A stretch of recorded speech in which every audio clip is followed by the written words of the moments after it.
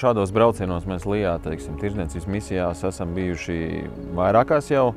Droši vien tā atšķirība ir tieši tās amatpersonas, kas brauc līdzi, un es domāju, viņas nereti ir tās, kas tev paver durvis uz tiem uzņēmumiem, kuriem tu citkārt noteikti netiktu iekšā.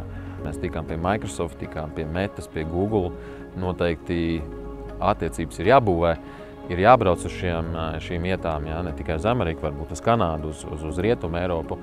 Un, ja mēs to nedarīsim, tad tiešām nekas nenotiks. Jāsaka, ka mums ar Ameriku šī strateģiskā partnerība ir jau kopš 22. gada pēc Krievijas iebrukuma Ukrainā, kad mēs braucām šeit ātri uz Hjūstonu, iegūt zinātību, kā iegādāties LNG gāzes.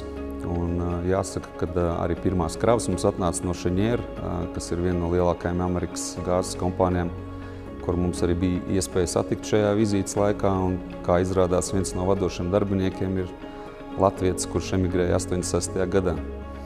Tā līdzīgs pārsteigums mums bija pagājušajā gadā, iebraucot šeit Denverā no atjaunojamās enerģijas izstādes, kas ir viena no lielākajām Amerikā, RE+.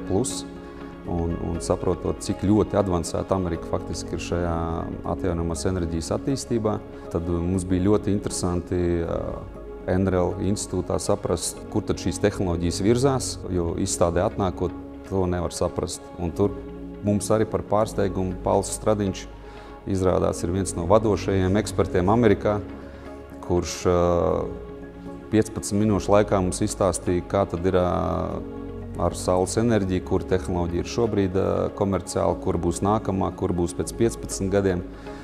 Un tas ir tas zināšanu spēks, kuru mēs vēlamies iegūt, jo atjaunojamā enerģija šobrīd ir ne tikai saule un vējš, tas ir ūdeņradis, ļoti dažādas uzkrāšanas tehnoloģijas, arī artificial intelligence izmantošana šo sistēmu pārvaldībā.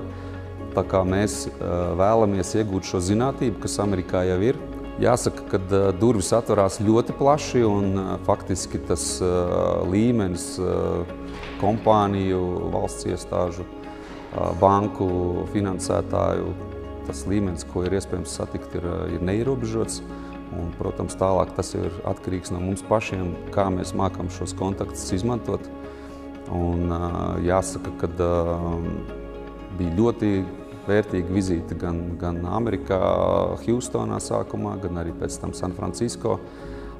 Arī mēs domājam ļoti daudz par inovācijām, jo skaidrs, ka nākotnē bez inovācijām saglabāt konkurētspēju būs ļoti sarežģīti. Un tā ekosistēma, kas ir izveidota San Francisco, tas arī, protams, kaut kāda nākotne, kur mēs varam iemest aci un paskatīties, kā tas strādā. Tā skatoties no mākslīgā intelekta asociācijas puses, no uzņēmuma puses, man liekas, jebkuram uzņēmumam, kas vēlās savus produktus virzīt Amerikas tirgu, būtu jāatbrauc šeit un jāparunā ar uzņēmējiem, kuri jau to gadiem dara. Un bija ļoti labi piemēri gan Silīcija ielā, gan šeit Denverā, kur var saprast, ka tas redzējums un tas, kā notiek lietas Amerikā, ir ļoti atšķirīgs no tā, kā notiek Eiropā un Baltijā. Un jebkuram, kurš nav šeit bijis, ir jābrauc un jāizmanto Lijā atbalsts, lai saprast to stratēģiju, kā virzīt, jo no Latvijas un no Baltijas tā tirgus tāpat vien nesapratīs, kā ir jāsaliek lietas, lai šeit ieiet iekšā.